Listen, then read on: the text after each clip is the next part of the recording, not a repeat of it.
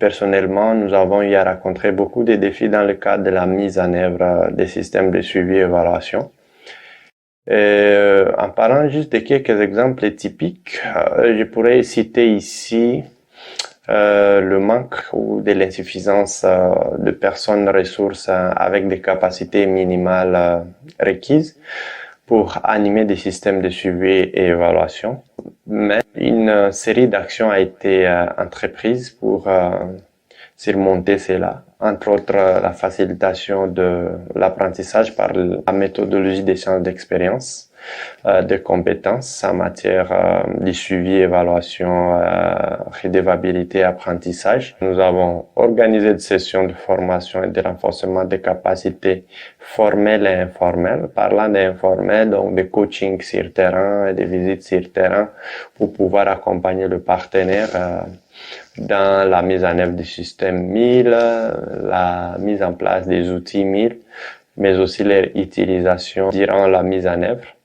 On a accompagné ou facilité l'échange d'informations dans des réunions de formation, l'acquisition des outils, le partage de manuels et des SOP 1000 avec le partenaire. Nous avons aussi essayé d'amener à la fois les utilisateurs ou le prestataire de services de suivi et évaluation à promouvoir la compréhension mutuelle des besoins en matière de suivi et évaluation, mais aussi faciliter la rencontre entre une demande et une offre de compétences.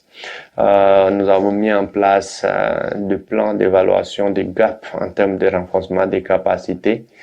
Et après cela, nous avons mené pas mal d'actions derrière pour pouvoir renforcer les capacités dans des thématiques un peu plus spécifiques. Pour faire face aussi au défi des manques de certaines expertises en 1000, comme par exemple des évaluateurs dans des thématiques un peu plus spécifiques. Nous avons anticipé cela en mettant en place une base de données des évaluateurs nationaux et internationaux qui nous aide à avoir des informations à jour sur les personnes compétentes qui sont dans le domaine, mais aussi les compétences disponibles pour recourir à leurs expériences en cas de nécessité. L'autre défi, c'est la non-fiabilité des données 1000 même. Et pour faire face à cela, souvent, on initie la revue des outils pour cadrer vraiment les outils dans la logique d'intervention du projet, mais aussi cadrer ces outils sur les outcomes du projet, afin vraiment de recueillir les informations appropriées pour chaque outcome et pour chaque indicateur, et collecter cela avec des bonnes méthodologies, des bonnes techniques, utiliser des calculs appropriés dans la production des indicateurs. Il y a aussi une solution, celui de réviser les volets concernés par cette incohérence pour assurer cette cohérence des données. Si les besoins d'informations stratégiques aussi s'imposent, des fois, on recourt à la stratégie globale pour voir qu'est-ce qui avait été laissé derrière et qui n'a pas été intégré pour qu'on puisse améliorer aussi ces systèmes.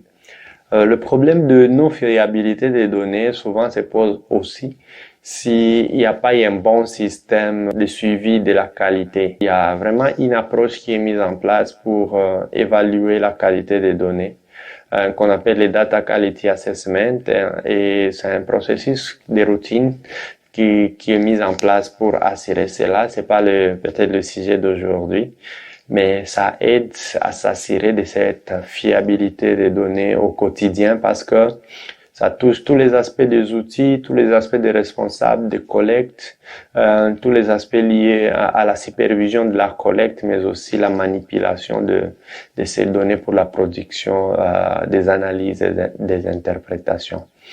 L'autre défi, c'est l'insuffisance de la stratégie de mobilisation de ressources financières globales au niveau du plan de suivi et évaluation. Il est dit que environ 7 ou 5% du budget global doit être affecté aux activités 1000, mais c'est une chose qui n'est pas beaucoup respectée dans la plupart de conceptions des projets. Il y a même de ces projets qui sont développés, ces programmes qui sont développés sans même faire allusion à un budget pouvant appuyer le plan de suivi et évaluation. Et de cela, du coup, la meilleure proposition, c'est de pouvoir renforcer n'est-ce pas, la stratégie de mobilisation des ressources financières au niveau des project development. Donc déjà, lorsqu'on conçoit le projet, que l'accent soit mis sur la budgétisation. Et c'est là souvent on booste même au niveau national ou bien au niveau global, que ça soit repris parmi les KPIs. C'est une bonne chose parce que beaucoup de bailleurs sont très rigoureux et suivent cet aspect-là, du respect de ces pourcentages-là du budget alloué pour les activités suivi et évaluation. L'autre défi que j'ai à rencontrer, c'est le contexte Covid.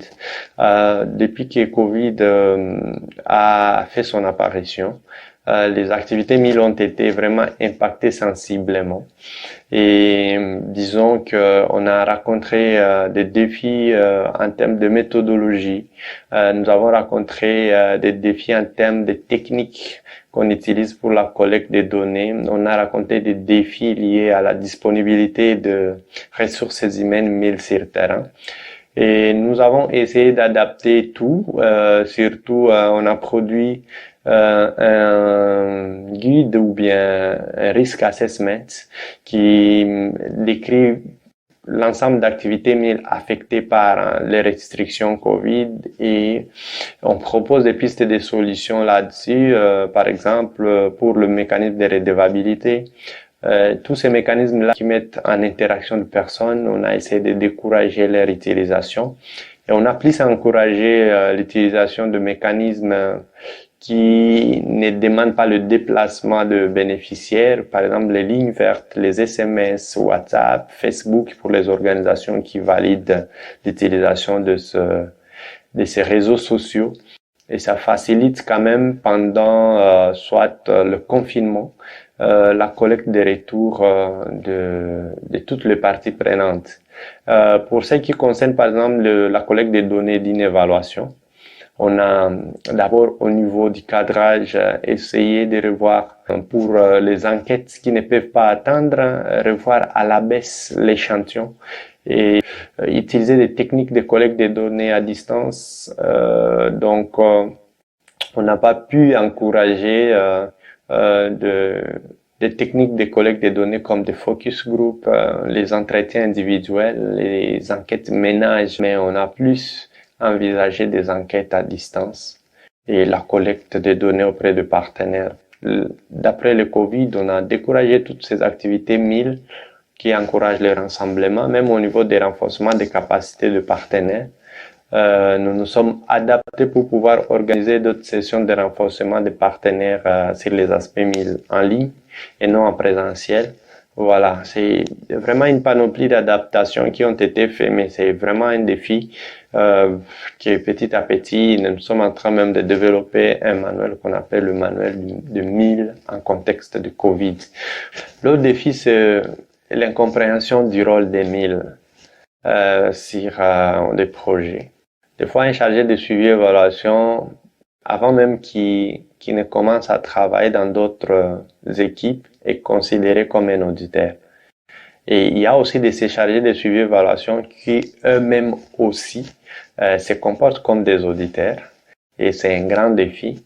Mais moi, de mon côté, toujours, il est important lorsque j'intègre une équipe, d'abord, de bien vulgariser mon rôle au sein de l'équipe et bien vulgariser la stratégie, mais aussi le procédure MIL, que les gens comprennent que tout le monde est impliqué dans les aspects suivi et évaluation. Et cela enlève donc ou évite tout ce qui peut être comme incompréhension autour du rôle MIL, mais aussi cette proximité, cette présence du MIL dans l'ensemble d'activités du programme, ça aide à se rapprocher de plus, mais aussi d'apparaître plus comme conseiller et non la police autour des activités.